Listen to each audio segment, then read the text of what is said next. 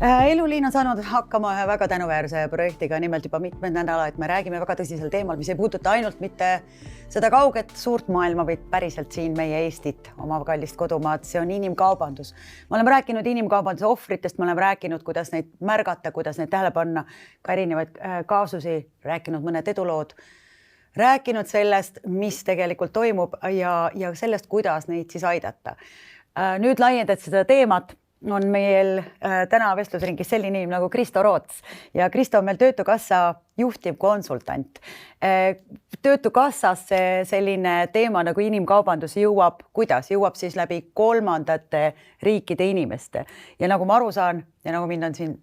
koolitatud, on ikkagi see, et mõni inimene, kes on saadud kätte inimkaubandusku ohver, jääb siia riiki, tal on vaja siin teatud periood olla, võib-olla on ka uurimine kaasusel pooleli ja nii edasi, siis tegelikult saab ta ka elamisloa ja elamisloa saades on inimene koheselt ka täieõiguslik inimene leidma tööd ja võt siin tuleb Töötukassa mängu. Aga ütle mulle, Kristo, kui keeruline teil Töötukassas on tuvastada inimkaubanduse ohvrit? Väga sõltub nendest konkreetsetest juhtumistest, et tihti sellised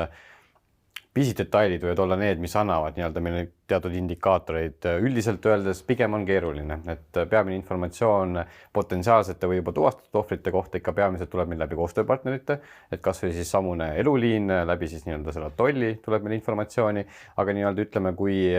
külmalt siis on inimene astub meile bürooksest sisse ja tuleb tööd leidma, et siis võib olla ta mõnevõrra keerukam, et siis on teatud sellised väiksed vihjed, mis võivad anda meile natukene sellist mõtteainet, et äkki on. Tihtipeale tegelikult, kui inimene teie uksest juba sisse astub, on teil ka olemas eelinformatsioon just endalt abi koostööpartneritelt, et tuleb selline inimene, et ta tegelikult on siin sellel põhjusel ja see delikaatne teema ei tule teil mitte lauas piuba-pum lahti, vaid tegelikult see on nagu see, millest minna temaga edasi, et kuhu selline inimene siis edasi saab minna. Kes veel on koostööpartnerid teil? Koostööpartnerite mõttes me töötame väga tihedalt tööandjatega. Meil on eraldi Töötukassas selle jaoks tööandjate konsultandid ja samamoodi ka tööandjate nõustajad, et see nüüd sõltub väga sellest kliendi teemast, aga iga kliendi puhul me püüame väga lähtuda individuaalsusest, et meil on inimene, tal on teatud lugu taga, tal on teatud soovid, eesmärgid ja me püüame siis läbi koostööpartnerid on siis tööandjad, kohalik omavalitsus, kohalikud MTÜ-d, et see nüüd väga sõltub sellest inimese loost, aga me püüame siis kaardistada tema vajadusi ja kokku panna seda paketti, mida tal täpsemalt vaja on, et Töötukassa on selles osas väga paindlik. Ütleme, Kristo, kui palju sul on olnud hetke, kus Töötukassa poolt saab see töö korralikult tehtud ja teil on see kaardistatud tema vajadused, tema oskused, kõik see, küll aga tuleb sealt teiselt poolt nüüd tööotsingul see, et oi ei, sellist inimest ma küll siia ei taha või sellist nagu negatiivsust, mis tegelikult nullib ära kogu teie töö, mida te olete teinud koostöös Eluliini või ka kõikide nende advokaatide ja kõikidega, et mis siis juhtub või on olnud sellise olukorra? Neid olukorda esineb, et ühiskonnas on ikka teatud stigmasid, et see nüüd võib-olla laiendatud saab öelda seda paljude selliste võib tabuteemade kohta või midagi on inimene seotud mingisuguse asjaga, et siin ongi ikkagi see samune informatsioon, et me püüame informeerida tulevasi tööandjad nende potentsiaalsete, ma ei tea, kas ohtude või kuidas toime tulla nende inimestega, neid ärevusi maha võtta, et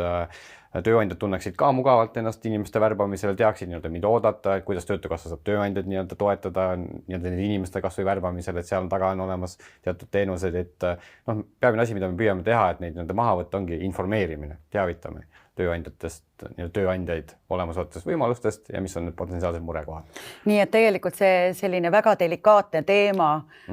tuleb päriselust tegelikult üsna lahtiste kaartidega ette mängida nendele, kelle vahel hakkab tekkima mingi koostöö tulevikuseks. Mulle endal muidugi mõeldes teie tänuväärse tegevuse kohta Töötukassas tekkis endal isiklik küsimus, et kui ma mõtlen selle peale, et meil on täna 57 500 töötut, päris košmaarne number seoses kogu selle viimaste aastate probleemidega.